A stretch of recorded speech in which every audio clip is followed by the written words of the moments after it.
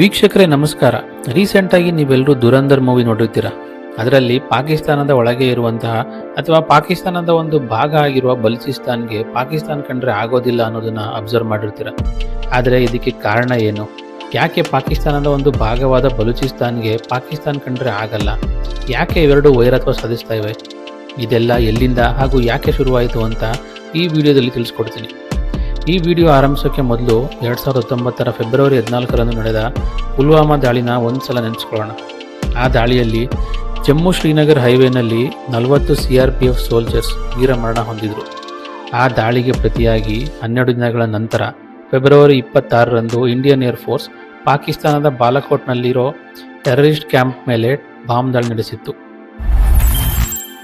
ಪುಲ್ವಾಮಾ ದಾಳಿ ರೀತಿಲೇ ಒಂದು ಭಾರೀ ಸ್ಫೋಟ 2025 ಜನವರಿ 4ರಂದು ನಡೆಯುತ್ತೆ. ಆದರೆ ಇಲ್ಲಿ ಟಾರ್ಗೆಟ್ ಆದವರು ಪಾಕಿಸ್ತಾನಿ ಸೋಲ್ಜರ್ಸ್.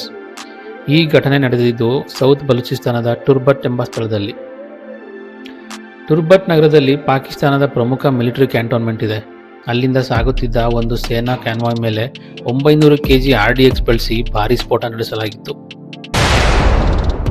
ಈ ಸ್ಫೋಟದಲ್ಲಿ 48 ಪಾಕಿಸ್ತಾನಿ ಸೈನಿಕರನ್ನು ಕೊಂಡೊಯ್ಯುತ್ತಿದ್ದಂಥ ಬಸ್ ಗುರಿಯಾಗಿತ್ತು. ಆ ಬಸ್ನಲ್ಲಿದ್ದ ಎಲ್ಲ 48 ಸೈನಿಕರು ಸಾವನ್ನಪ್ಪಿದರು. ಇನ್ನೂ ಹಲವರು ಗಂಭೀರವಾಗಿ ಗಾಯಗೊಂಡಿದ್ದರು. ಆದರೆ ಪ್ರಾರಂಭದಲ್ಲಿ ಪಾಕಿಸ್ತಾನಿ ಮೀಡಿಯಾಗಳು ಕೇವಲ 4 ಸೈನಿಕರು ಮೃತಪಟ್ಟಿದ್ದಾರೆ, 32 ಮಂದಿ ಗಾಯಗೊಂಡಿದ್ದಾರೆ ಎಂದು ವರದಿ ಮಾಡಿತ್ತು. ಆದರೆ ಬಲೂಚ್ ಲಿಬರೇಷನ್ ಆರ್ಮಿ ಮೂಲಗಳ ಪ್ರಕಾರ 47 ಸೈನಿಕರು ಸಾವನ್ನಪ್ಪಿದ್ರು ಮತ್ತು 30 ಮಂದಿ ತೀವ್ರವಾಗಿ ಗಾಯಗೊಂಡಿದ್ದರು. ಈ ದಾಳಿಯ ಜವಾಬ್ದಾರಿಯನ್ನು ಸ್ವತಃ BLA ಹೊತ್ತುಕೊಂಡಿತ್ತು. ಅವರು ಹೇಳಿರುವಂತೆ, ನಮ್ಮ ಭೂಮಿಗೆ ಯಾರೇ ನುಗ್ಗಿದ್ರೂ ಬಲೂಚಿಸ್ತಾನದ ಹೆದ್ದಾರಿಗಳನ್ನ ಪಾಕಿಸ್ತಾನಿ ವ್ಯವಸ್ಥೆಗೆ ಅಸುರಕ್ಷಿತಗೊಳಿಸುತ್ತೇವೆ. ಇದೀಗ ಮತ್ತೊಮ್ಮೆ 2019 ಪುಲ್ವಾಮಾ ದಾಳಿಯನ್ನು ನೆನಪಿಸಿಕೊಳ್ಳಿ. ಅಂದು ಗುರಿಯಾದವರು ಭಾರತದ CRPF ಯೋಧರು. ಈ ಬಾರಿ ಗುರಿಯಾಗಿರೋದು ಪಾಕಿಸ್ತಾನದ ಫ್ರಂಟಿಯರ್ ಕಾರ್ಪ್ಸ್. ಅದು ಪಾಕಿಸ್ತಾನಿ ಸೇನೆಯ ಒಂದು ಘಟಕ. ಇಲ್ಲಿ ಒಂದು ಪ್ರಶ್ನೆ ನಮ್ಮನ್ನು ಕಾಡುತ್ತೆ. ಕರ್ಮ ಅನ್ನೋದು ಯಾರನ್ನೂ ಬಿಡಲ್ಲ. ಅದು ಒಂದು ಫುಲ್ ಸರ್ಕಲ್ನ ಕಂಪ್ಲೀಟ್ ಮಾಡಿ ಬಲೂಚಿಸ್ತಾನದಲ್ಲಿ ವಾಪಸ್ ಬಂದು ನಿಂತಿದೆ. ಹೌದು, ಹಾಗೆ ಅನಿಸುತ್ತೆ. ಬಲೂಚಿಸ್ತಾನದಲ್ಲಿ ಪಾಕಿಸ್ತಾನಿ ಸೇನೆಗೆ ಸೇರಿದ ಅನೇಕ ಮಿಲಿಟರಿ ಮತ್ತು ಪ್ಯಾರಾಮಿಲಿಟರಿ ಬೇಸ್ಗಳಿವೆ. ಅದರಲ್ಲಿ ಕೆಲವು ಇಂಪಾರ್ಟೆಂಟ್ ಪ್ಲೇಸಸ್ ಅಂದರೆ, 1 ಕ್ವೆಟಾ ಕ್ಯಾಂಟೋನ್ಮೆಂಟ್, ಬಲೂಚಿಸ್ತಾನದಲ್ಲೇ ಅತಿ ದೊಡ್ಡ military base. 2 Kusar, central Balochistan. 3 Gwadar port, CPEC ರಕ್ಷಣೆಗೆ ಅಂತ ಇರೋ ಮಿಲಿಟರಿ ಮತ್ತು ನೇವಲ್ ಇನ್ಸ್ಟಾಲೇಷನ್ಸ್. 4ನೇದು ಟುರ್ಬತ್. 5ನೇದು ಚಮನ್, ನಿಯರ್ ಇರಾನ್ ಬಾರ್ಡರ್. ಹಾಗೂ ಸಣ್ಣ ಪಟ್ಟಣಗಳು, ಅದರಲ್ಲಿ ಬರೋದೇ ದಾಲ್ಬಂಡಿನ್, ಪಂಜೂರ್ ಹಾಗೂ ಪಾಸ್ನಿ. ಪಾಕಿಸ್ತಾನಿ ಸೇನೆ ಬಲೂಚಿಸ್ತಾನದಲ್ಲಿ ಇಷ್ಟು ದೊಡ್ಡ ಮಟ್ಟದಲ್ಲಿ ಇರೋದಕ್ಕೆ 2 ಮುಖ್ಯ ಕಾರಣ ಇದೆ. ಮೊದಲನೇ ಕಾರಣ CPEC ಅಂದರೆ ಚೈನಾ ಪಾಕಿಸ್ತಾನ್ ಎಕನಾಮಿಕ್ ಕಾರಿಡಾರ್ನ ಪ್ರಮುಖ ಮಾರ್ಗಗಳನ್ನು ರಕ್ಷಿಸೋದು. ಯಾಕಂದರೆ ಚೀನಾದಿಂದ ಪಾಕಿಸ್ತಾನಕ್ಕೆ ಹಣ ಬರುತ್ತಿರೋದು ಇದರಿಂದಲೇ. 2ನೇ ಕಾರಣ ಪಾಕಿಸ್ತಾನದಲ್ಲಿ ನಡೆಯುತ್ತಿರೋ ಬಂಡಾಯಗಳು ಮತ್ತು ಸ್ವತಂತ್ರ ಚಳುವಳಿಗಳನ್ನು ನಿಯಂತ್ರಿಸುವುದು. ಬಲೂಚ್ ಜನರು ಇತಿಹಾಸದಿಂದಲೂ ಪಾಕಿಸ್ತಾನದ ಗೌರ್ಮೆಂಟ್ ವಿರುದ್ಧ ಫೈಟ್ ಮಾಡ್ತಾ ಬಂದಿದ್ದಾರೆ. ಅದಕ್ಕೆ ಕಾರಣ ಪಾಕಿಸ್ತಾನ ಮೇಲೆ ಅವ್ರಿಗೆ ನಂಬಿಕೆ ಇಲ್ಲ ಹಾಗೂ ತಮಗೆ ಸೇರಿದ ನ್ಯಾಚುರಲ್ ರಿಸೋರ್ಸಸ್ನ ಮಿಸ್ಯೂಸ್ ಮಾಡ್ಕೋತಾ ಇದ್ದಾರೆ ಅನ್ನೋದು ಇವರ ನಂಬಿಕೆ. ಅವರು ಬೇರೆ ರಾಜ್ಯ ಅಥವಾ ಕಂಪ್ಲೀಟ್ ಫ್ರೀಡಮ್ನ ಬೇಡ್ತಾ ಇದ್ದಾರೆ. ಅಲ್ಲದೆ ತಮ್ಮ ಪ್ರದೇಶದ ನ್ಯಾಚುರಲ್ ರಿಸೋರ್ಸಸ್ನ ಮೇಲೆ ಹೆಚ್ಚಿನ ಹಕ್ಕು ಕೇಳ್ತಾ ಇದ್ದಾರೆ. ಈ ಚಳುವಳಿಗಳನ್ನು ಕಂಟ್ರೋಲ್ ಮಾಡೋಕ್ಕೆ ಪಾಕಿಸ್ತಾನ ಸೇನೆ ಬಲೂಚಿಸ್ತಾನದಲ್ಲಿ ಮಿಲಿಟರಿ ಬೇಸಸ್ನ ನಿರ್ಮಿಸಿದೆ. ಆದರೆ ಪಾಕಿಸ್ತಾನ ಸರ್ಕಾರಕ್ಕೆ ಅತ್ಯಂತ ದೊಡ್ಡ ತಲೆನೋವಾಗಿರೋದು 3 ಸಂಘಟನೆಗಳು. ಮೊದಲನೇದು ಬಲೂಚ್ ಲಿಬರೇಷನ್ ಆರ್ಮಿ, 2ನೇದು ಬಲೂಚ್ ರಿಪಬ್ಲಿಕನ್ ಆರ್ಮಿ ಹಾಗೂ 3ನೇದು ಬಲೂಚ್ ಲಿಬರೇಷನ್ ಫ್ರಂಟ್. ಈ ಸಂಘಟನೆಗಳು ಪಾಕಿಸ್ತಾನಿ ಸೇನೆಗೆ ನಿದ್ರೆ ಕೊಡ್ತಿಲ್ಲ.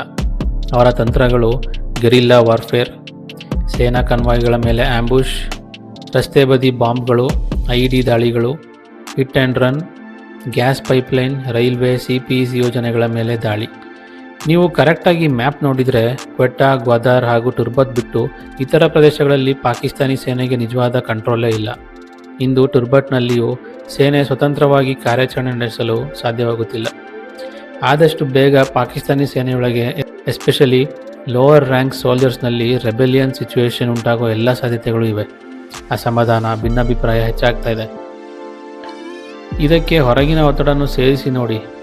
ಬಲೂಚ್ ಬಂಡುಕೋರರು ಮತ್ತು TTP ತೆಹ್ರೀಕ್-ಇ-ತಾಲಿಬಾನ್ ಪಾಕಿಸ್ತಾನ್, ಇವರು ಗ್ರಾಮೀಣ ಮತ್ತು ದೂರದ ಪ್ರದೇಶಗಳಲ್ಲಿ ಆಕ್ಟಿವ್ ಆಗಿದ್ದಾರೆ.